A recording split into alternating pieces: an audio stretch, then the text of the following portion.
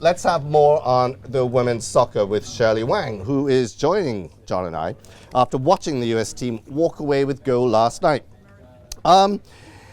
This game was particularly satisfying, wasn't it, Shirley, for the US? It was fantastic because they had lost in the World Cup year before, so this was in some ways a vindication. They were playing the Japanese again.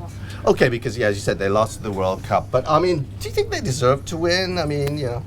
Well, I'm asking you as an American. I have to. I'm no soccer expert or football expert, but I think both teams played really well. Hope Solo was amazing. I'm sure John can fill us in. Well, no. Look, Carli Lloyd, who scored the 2 goals for USA. I mean, the second goal, which would grace any final, and Wembley, just the home of English football. There's some great goals that have been scored there, but I think the second goal, where she just surged through from midfield and just stroked it into the left-hand corner past their keeper, was absolutely fantastic. And I think a word as well for the Team USA's goalkeeper as well, whose name I think is Hope Solo, which, apart from the fact that it's been a great name, I think she must be related to Han Solo, because she was heroic, because she pulled off some fantastic saves as well and really kept USA in it when, you know, they were under the cosh from Japan. I mean, Shirley, Wembley, playing at Wembley, come on, that is the home of English football. Am I right, John?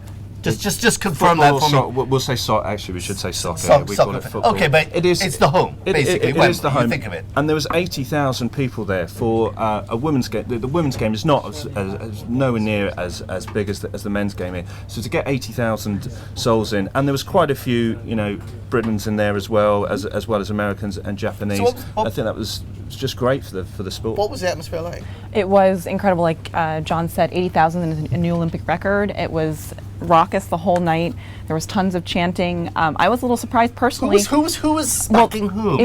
There was a huge Japanese audience, so lots of chants of Nippon, and then some USA as well. But I would say the Japanese really had much of the stadium, and there were also some Team GP people there. Yes, too. there were. Yeah. What impact do you think this is going to have on women's football in general? I mean, you know, this seems to be something that's slowly getting a momentum behind it. Well, it's something that I just discovered. I didn't realise how big it was in the USA. It's a really big sport. You know, you hear this thing about soccer bums and so forth, but actually, you know, there's a lot of, you know, lots of women that take part.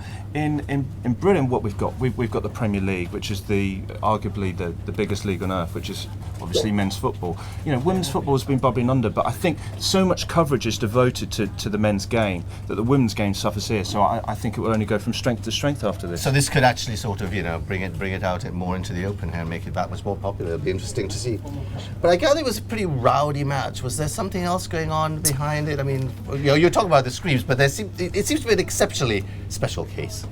Right. Well, at the end, before they were going to present the ceremony, the medals, there was unfortunately a huge boo for the head of FIFA, the soccer federation. Blatter. Yeah. Sepp Blatter. Well, I think that probably came from the British fans more than the other ones. He's not the most popular man in the country at the moment because England kind of pitched to hold the World Cup in about 10 years' time, and rather controversially, Sepp Blatter said no. So I think we'll leave it at that. But yes, it was a little bit odd for, you know, the person coming out to give the medals. Is that right? He was one of them.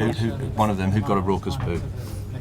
So what are your highlights for the Olympics generally, Shirley? I thought last night was a highlight. It was just amazing to see another U.S. medal. Yeah, another U.S. medal, and just to the point of Hope Solo, there's a cute. Yours? Well, I think actually Mateo Mitchell, this guy running on a broken leg. You just love the Olympic spirit, don't you, John? I mean, that is absolutely amazing. I agree with you. Absolutely, it's very kind. Shirley, John.